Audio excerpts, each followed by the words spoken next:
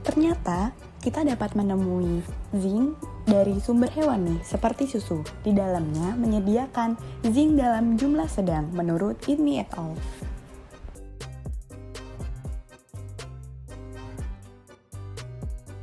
Assalamualaikum warahmatullahi wabarakatuh. Perkenalkan, saya Fitri Amelia Purmadi dengan NPM PP 24117061003 dari kelompok 3 Nutrigenomik bersama rekan-rekan saya. Perkenalkan, nama saya Nabila Fadila Tunisa dengan NPM 2217061075. Saya Sepa Amida Aswan dengan NPM 2217061005.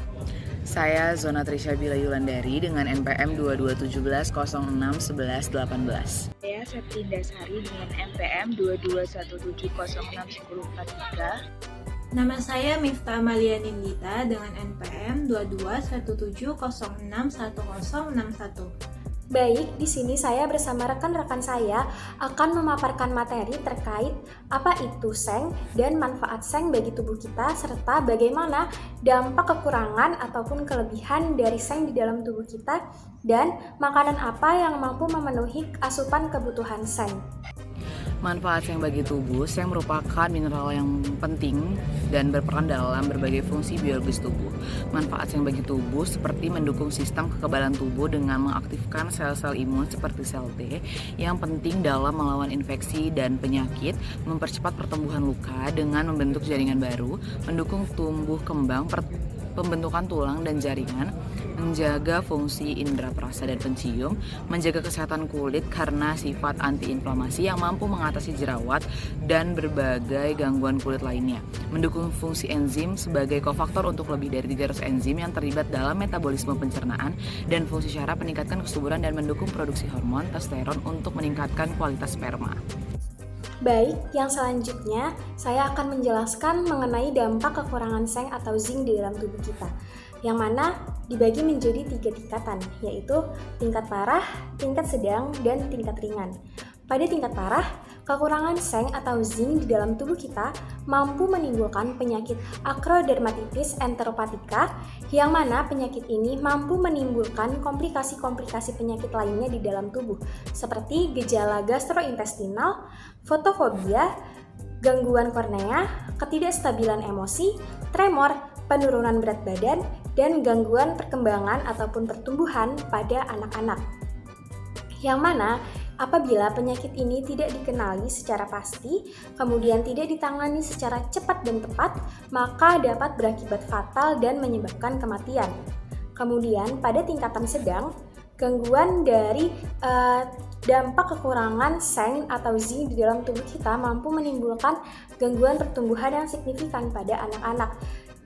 Kemudian menimbulkan hipogonadisme atau menurunnya hormon seks pada remaja pria, kulit kasar, kelesuan mental, nafsu makan yang buruk, dan lambatnya penyembuhan luka.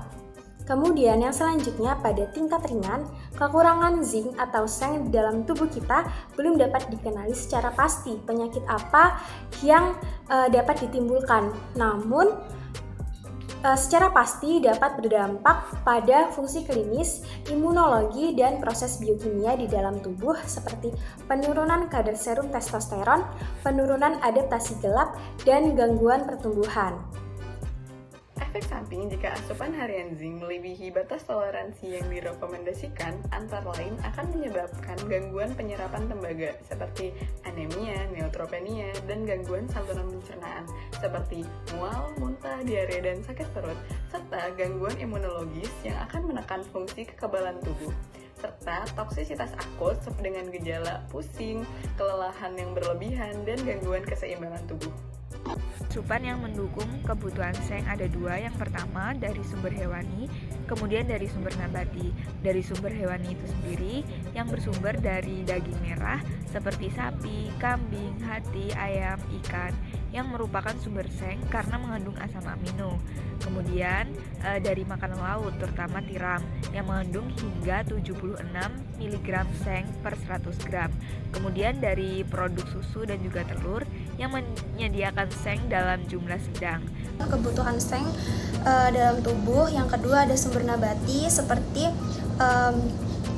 kacang-kacangan, biji-bijian, kacang-kacangan, kacang almond, kacang mente, dan biji-bijian, biji wijen, biji labu yang kaya akan kandungan sengnya. Tapi untuk penyerapannya cukup rendah karena fitat-fitat itu adalah senyawa anti nutrisi yang terkandung dalam kacang-kacangan, biji-bijian, dan makanan nabati lainnya.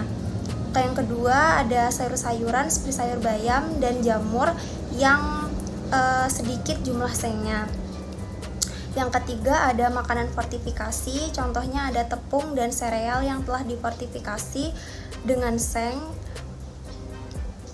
yang mengandung bisa menjadi kebutuhan sehari-hari. Makanan fortifikasi, contohnya itu seperti sereal dan tepung, yang diperkaya dengan seng merupakan alternatif yang baik untuk membantu kebutuhan harian, terutama bagi individu yang sulit mendapatkan seng dari sumber makanan alami. Fortifikasi ini dirancang untuk meningkatkan asupan seng secara praktis dan terjangkau, dan mendukung kesehatan tubuh secara keseluruhan. Jadi, kesimpulan peran seng atau zinc dalam regulasi ekspresi gen yaitu adalah seng merupakan mineral penting yang berperan dalam mendukung kekebalan tubuh, penyembuhan luka, pertumbuhan, fungsi enzim, dan kesehatan kulit. Kekurangan seng dapat menyebabkan gangguan ringan hingga fatal, seperti gangguan pertumbuhan, kerusakan kulit, dan masalah imun. Sebaliknya, kelebihan seng dapat menyebabkan gangguan penyerapan tembaga, masalah pencernaan, dan toksisitas. Sumber seng meliputi makanan hewani seperti daging, tiram, dan susu. Sedangkan nabati seperti biji-bijian dan kacang-kacangan dan makanan fortifikasi. Keseimbangan asupan seng diperlukan untuk menjaga kesehatan optimal.